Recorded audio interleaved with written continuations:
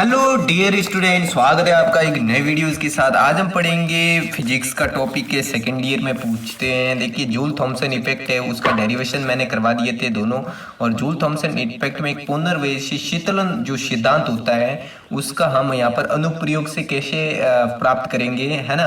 तो वो आज हम सीखेंगे। और यदि आप इस यूट्यूब प्लेटफॉर्म पर पहली बार आए तो चैनल को सब्सक्राइब जरूर कर लेना और बेल को ऑल पे प्रेस कर देना, ताकि ऐसे ही हर new related videos of physics, chemistry, maths की जानकारी आपको मिल सके। लेट्स भी गो स्टार्ट करते हैं। देखिए, जो भी हमारा क्वेश्चन है, हमें पता है कि जब भी कोई गैस है वो ऊंचे दाब पर समुद्र डार्ट में से गुजरती है या प्रवाहित करते हैं ना, तो क्या होता है कि उसके ताप में परिवर्तन होता है ना।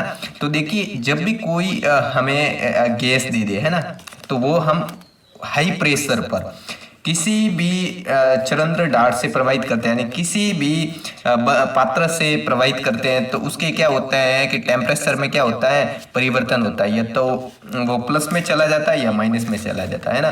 तो गैस का प्रारंभिक ताप इसके व्युत्क्रम ताप से नीचे है ना। तो यानी कि गैस का जो फर्स्ट टेम्परेचर है उसके व्युत्क्रम टेम्परेचर है 1/Ti से क्या होता है, नीचे होता है ना।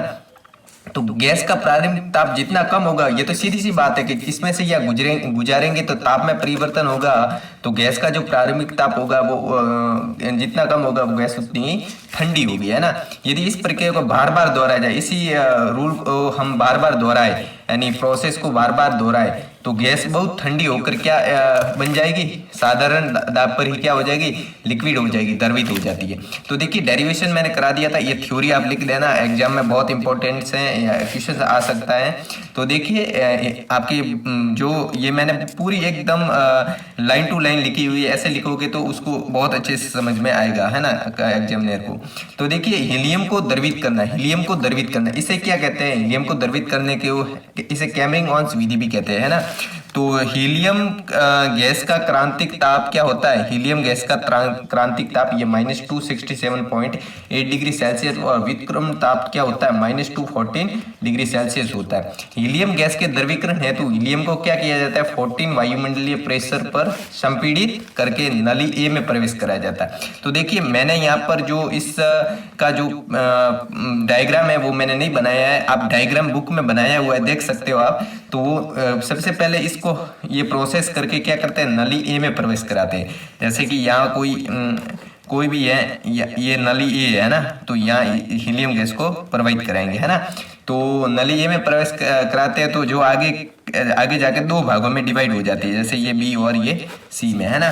तो एक नली S1 से होकर जाता है, तो एक नली तो S1 से होकर जाता है। और जिस कक्ष में ई में H2 को निम्न दाब पर उबालकर ठंडा किया जाता है। तो देखिए, ये बुक में जो भी डायग्राम बनाए हो देख सकते हो। और दूसरा भाग S2 से होकर जाता है, पहला भाग S1 से, दूसरा भाग S2 से होकर जाता है। किसका भाग जाता है, तो ये आपको ध्यान रखना है कि नली के, ठीक है, सॉरी, हीलियम गैस की। तो H2 को निम्न दाब पर उबालकर ठंडा किया जाता है। और अब क्या होता है, जिसे कक्ष F में द्रवित हीलियम द्वारा ठंडा किया जाता है। और बाहर पर हम क्या करते हैं, कक्ष एक F रखते हैं, जिसमें द्रवित हीलियम जो भी आती है उसको लेकर हम क्या कर देते हैं, ठंडा, कोल्ड कर देते हैं ना। और ये दोनों भाग पुनः बी पर मिलकर आगे जाकर वापस ये दोनों पुनः भाग यानी S1 और S2 पुनः बी पर मिलकर नली BC द्वारा सी पर दो भागों में विभक्त होते हैं। तो वापस दोनों एक साथ मिलते हैं और वापस एक बार और दो भागों में विभाजित हो जाते हैं ना। तो ये प्रोसेस बार बार चलता रहता है, ध्यान रखना है। यानी सबसे पहले भी हमने यही थ्योरी में कहा था। तो दोनों भागों में विभक्त हो जाता है, जो नली S3 व S4 में ये प्रक्रिया दोहराई जाती है। अब जब हीलियम, ये दोहराते रहेंगे जब तक द्रवित हीलियम क्या नहीं हो, ठंडा नहीं हो, है ना। जब हीलियम गैस का ताप बहुत कम हो जाता है जी, जब हीलियम ताप का बहुत कम हो जाता है, यानी ठंडी होगी, है ना, तो क्या होगी,